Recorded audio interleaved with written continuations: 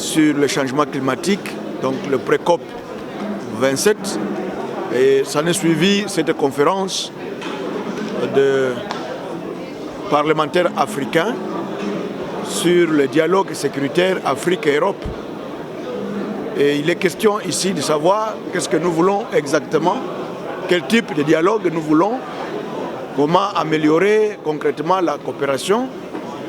Et pour nous, en RDC, nous disons que c'était un moment où nous avons effleuré les questions de sécurité en Afrique, que ce soit au Niger, au Nigeria, au Cameroun, en Centrafrique, en RDC.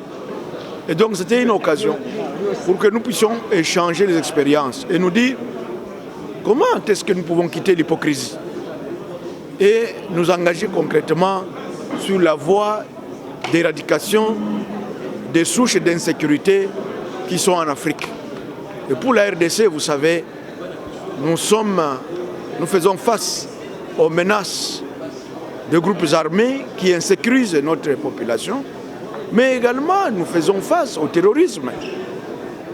Le terrorisme des ADF, le terrorisme du M23, toutes ces questions ont été effleurées. Et ici, il était question que la voix de la RDC puisse être entendue par tout le monde, par les parlementaires africains, pour qu'on dise le même langage et la même voix, que la RDC a besoin d'être accompagnée, a besoin d'être soutenue. Il ne peut pas être l'espoir de l'humanité en termes du climat, mais aussi il faut s'occuper de la question des sources de l'insécurité qui sont en Afrique, qui sont en RDC particulièrement. Et donc, nous, c'est une grande joie d'avoir participé à cette réunion, à cette conférence. Merci. Clôture de la 6e conférence du réseau parlementaire africain, membre de la commission défense et sécurité repasse CDS, mesdames et messieurs.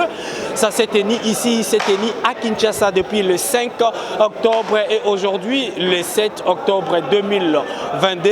La conférence sur la sécurité et défense dans le continent africain, mais il devait s'inspirer plus davantage avec les systèmes européens cas de la République française.